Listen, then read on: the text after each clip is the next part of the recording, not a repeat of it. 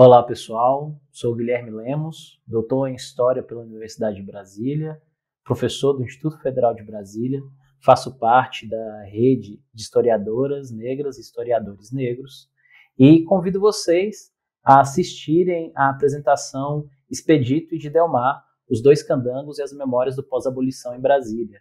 A apresentação faz parte da coluna Nossas Histórias, é uma parceria do portal Gueledés, da rede de historiadoras negras e historiadores negros e do Acervo CUT.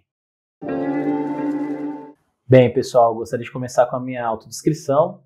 Eu sou um homem negro que usa dreadlocks, óculos, tenho a pele clara, uso piercing no nariz, estou com a camisa branca. Ao fundo é uma parede branca com alguns quadros, um deles, inclusive, é um quadro sobre a caixa d'água da Ceilândia, que diz muito sobre a pesquisa. A Ceilândia, que é uma cidade onde os trabalhadores foram removidos na década de 70 e que é o primeiro passo da minha pesquisa. Bem, a pesquisa começa através da minha busca por entender quem eram os candangos em Brasília. Para quem não sabe, candango eram as pessoas nomeadas que vieram aqui para construir a capital, eram nomeadas como os candangos, que é um nome que tinha um significado de desprezível, ou aquelas pessoas que não tinham conhecimento da cidade. Os idealizadores de Brasília vão ressignificar esse nome. Esse nome tem uma origem angolana, significa os pequenos que vêm do indongo. K é o prefixo para diminutivo no quimbundo, que é a língua falada nessa região de Angola, e Indongo seria a primeira cidade onde os portugueses chegaram. E era assim que os povos umbundo denominavam os portugueses, aqueles pequenos, né? Esse diminutivo dava essa sensação de desprezível. No mundo atlântico, esse significado vai ser invertido. No Brasil, o significado vai ser exatamente das pessoas que chegam do outro lado do Atlântico e que não são mais os portugueses, são, em sua maioria, pessoas africanas escravizadas. Então, esse nome, num primeiro momento, no Brasil, vai significar, inclusive, sinônimo de pessoas negras ou pessoas que são distantes da cidade.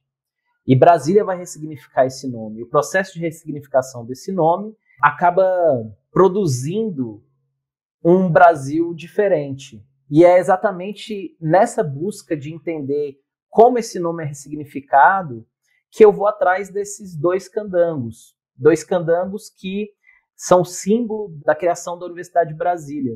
O auditório de Brasília, o primeiro auditório da Universidade de Brasília se chama Dois Candangos. E procurando por esses dois, dos quais a gente tinha muito pouca informação, eu achei uma coluna de jornal do dia 5 de maio de 62, no Correio Brasiliense, que noticiava a morte desses dois trabalhadores, que é o Expedito e o Judemar. O Expedito, ele tinha 27 anos e era de Ipu, no Ceará, cidade, inclusive, que na década de 30 passou por um processo cruel de criação de campos de concentração para a erradicação da fome. E o Gidelmar Marques era de Bom Jesus, no Piauí, tinha 19 anos. E essas eram as únicas informações que a gente encontrava, né, no jornal. A partir da pesquisa, eu fui me aprofundando para entender se, de fato, esses trabalhadores eram frutos do pós-abolição, que era o que eu suspeitava na pesquisa, que eram trabalhadores negros, mas que não tinham suas identidades marcadas como negros e sim como candangos. Esses trabalhadores morreram pouco tempo antes da inauguração do auditório, eles foram soterrados, e o Darcy Ribeiro, reitor da Universidade de Brasília na época, resolveu que iria nomear o auditório não com o nome deles, mas com a alcunha de Dois Candangos. Esse processo de não dar nome ao auditório com o nome dos trabalhadores de fato, ele acaba sendo um processo de apagamento duplo. Primeiro, né, o próprio prédio ele apaga a subjetividade dessas pessoas concretamente, mas apaga na sua subjetividade. Então, o que o Darcy Ribeiro e os idealizadores da universidade fizeram é, na verdade, uma ressignificação do que estava acontecendo no Brasil pós-abolição. Era ocultar as pessoas e as histórias dessas pessoas que estavam fazendo o pós-abolição. A ideia do candango, ela também tem uma tentativa de transformar a população negra em uma população metarracial. Eu acho que essa era a intenção dos idealizadores do Brasil dos anos 50. Pegar o passado escravista e ressignificar esse passado num estilo freiriano. E, bem, o que a pesquisa faz é exatamente o contrário. A gente tentar entender que Brasília ela é um monumento a céu aberto dessa anistia aos escravistas do pós-abolição. Brasília é um projeto político nacional de um país moderno que vai usar recursos da construção civil no Brasil e que essa construção civil, o dinheiro dessa construção civil, se a gente for pesquisar na historiografia, tem também origem nos capitais escravistas, como o Manolo Florentino já demonstrou no livro O Arcaísmo como Projeto. E agora, com a nova construção da nova capital, você tem uma proposta de Brasil que monumentaliza essa anistia. E o que a gente tenta fazer resgatando a história do Expedito e do Gildomar é justamente dar sentido para o antirracismo nos monumentos. Trazer o nome desses dois indivíduos e imaginar suas histórias é, na verdade, um esforço contrário do que o projeto brasiliense fez. E nessa busca, encontramos mais um documento que foi fundamental na pesquisa. Esse artigo é desdobramento da pesquisa de doutorado, que é uma comparação entre o surgimento das cidades satélites e as townships de Joanesburgo. Então, o foco da pesquisa não é a história social em si, mas acaba esbarrando por conta dos arquivos que eu encontrei durante a pesquisa. E entre esses arquivos, foi o primeiro processo do Tribunal de Contas do Distrito Federal e Territórios. Esse processo, ele diz respeito a Antônia Rodrigues de Souza, que era viúva do Expedito, e o Expedito ele era contribuinte do Instituto de Aposentadorias e Pensões dos Industriários. Esse instituto, que foi fundado na Era Vargas, ele precede a nossa Previdência Social, que foi unificada durante a ditadura civil-militar de 64. Então, antigamente, os institutos de aposentadorias e pensões, eles eram divididos por categoria, e o IAPI, como era conhecido esse instituto, ele era um dos maiores, e parte do salário dos trabalhadores era destinado para pagamento de pensões. E o que a viúva do Expedito está fazendo, a Antônia Rodrigues de Souza, é requerer essa aposentadoria devida. E no processo do TJDFT, que é o Tribunal de Justiça do Distrito Federal e Territórios, o juiz vai pedir a ela para anexar aos autos o laudo de morte desses dois trabalhadores. E aqui a gente entra na violência do arquivo, numa questão de como o arquivo sobre as pessoas do pós-abolição, ele é violento no sentido em que nós não conseguimos encontrar uma imagem que seja de alegria ou de deleite desses trabalhadores, né, fora do seu trabalho. Então, a única imagem que nós temos do Expedito de Delmar são a imagem desses dois já mortos pelo soterramento. Por questões éticas, eu preferi não reproduzir essas imagens. Elas estão disponíveis no documento, que é de fácil acesso pelo site do TJDFT, fazendo o requerimento o arquivo do TJ, mas ao mesmo tempo ali no laudo a gente tem a descrição desses trabalhadores, que é quando eu encontro de fato os seus marcadores raciais. Ali no laudo os legistas apontam, né, a cor desses trabalhadores.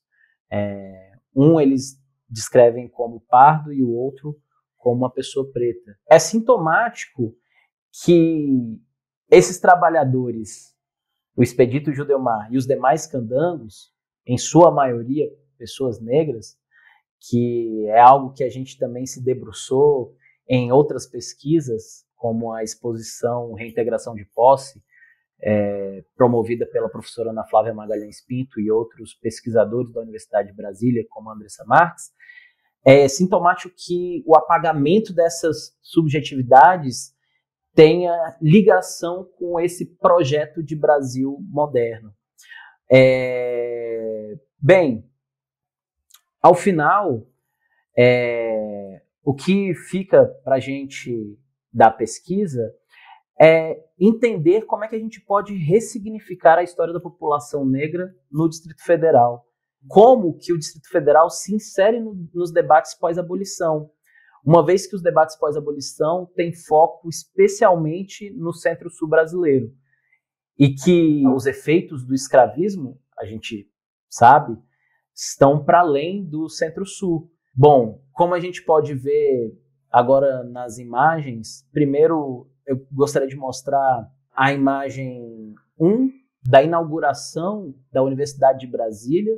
É uma imagem que ela é sintomática dessa explicação que eu fiz, porque na foto nós temos o Darcy Ribeiro e o Celso Furtado, dois grandes nomes desses pensadores do Brasil da década de 50, e que eles estão saindo do auditório dos Candangos um mês após a morte desses dois trabalhadores do Expedito e do Judelmar. A imagem ela é acessível através do Arquivo Central da Universidade de Brasília. A segunda imagem que eu gostaria de mostrar, que eu levanto aqui para a gente refletir, é a propaganda de inauguração do Posto Esso em Brasília, presente na revista de Brasília, edições de Arquitetura e Engenharia de 1960.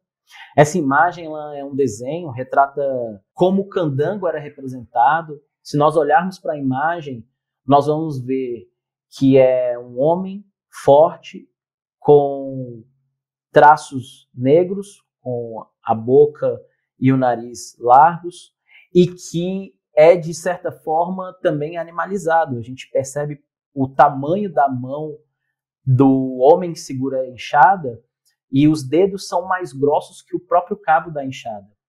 Então a gente vê também, ao mesmo tempo, que esse candango, a imagem do candango, e aí a propaganda está descrevendo, né, o que é o candango, é uma pessoa que ajudou a construir a cidade de Brasília.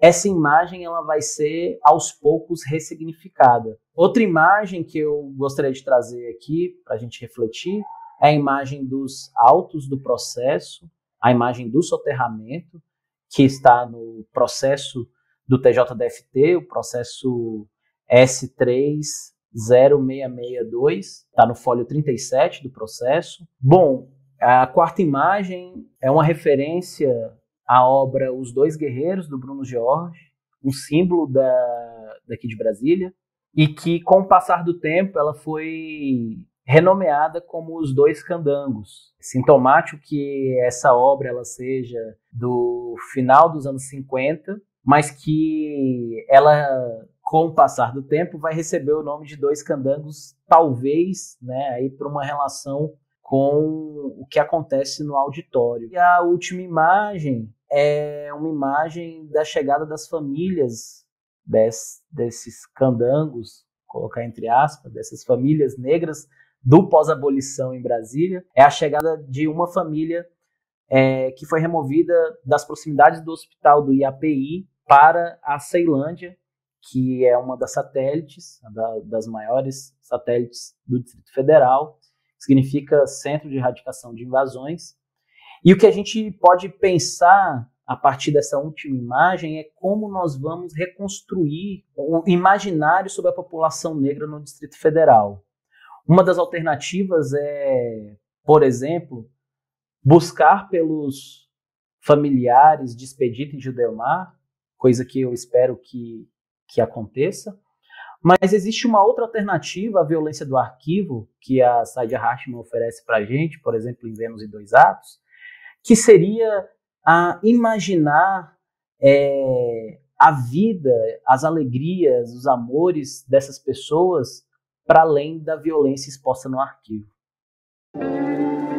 Bom, pessoal, nessa apresentação nós vimos a presença negra no Distrito Federal, no pós-abolição, contextualizando primeiro atores que eram desconhecidos, como Expedito e Gildeomar, que a partir do arquivo nós entramos em contato com os seus dilemas na capital federal. Refletimos também sobre a importância de entender os significados do termo candango, suas reapropriações pelos idealizadores de Brasília, e depois refletimos sobre a necessidade de monumentalização do antirracismo, pensando que há ainda uma necessidade de referenciar essas pessoas, trabalhadores, e imaginar suas histórias para além da dor de mudar de cidade e vir aqui construir uma nova capital, ou mesmo morrer nessas construções, e como que a gente pode fazer uma história outra dessas vidas negras no Distrito Federal, contextualizando esse espaço no pós-abolição e na construção do país moderno que tenta apagar esse passado escravista.